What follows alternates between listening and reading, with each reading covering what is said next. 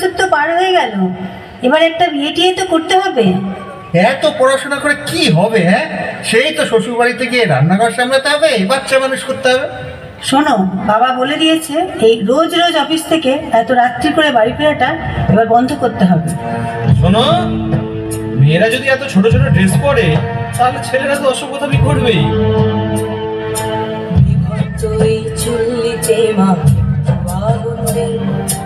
আর একটু কালে বেঁচেই থাকি বাঁচার আনন্দে, বিভক্ত এই চুল্লিতে মাখি আনন্দে। আর একটু কালে বেঁচেই থাকি বাঁচার আনন্দে, নটনে নটনে পায়রা গুলি খাঁচাতে বন্দি, দু এক মুঠো ভাত পেলে তা ওড়াতে বন্দি।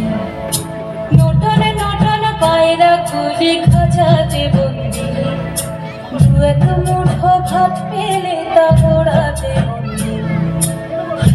তোকে ভাত দি, কি করে যে ভাত দি,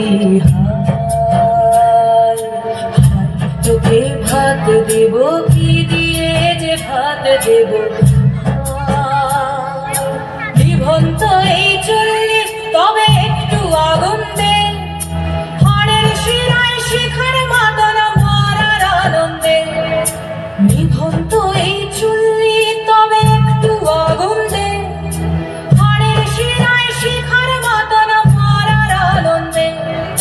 দুই পারে দুই রুই কাতলার মারনি বন্দি, বাঁচার আশায় হাত হাজিয়ার মৃত্যুতে বন্দে। তোর কিনা জমকে কে সামলায়, ঘর চাকে চাকে থামা ওই দেখছো না হামলায়। আরে যাসনে ও হামলায়, যাসনে।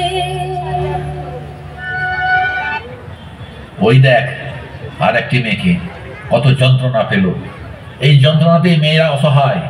ওঠ মা, এভাবে হেরে যাস না, বাড়ি যা, লড়াইয়ের জন্য প্রস্তুত কর নিজেকে, নিজেকে চণ্ডীর রূপ দে, ধ্বংস করে দে অন্যায় অবিচারকে।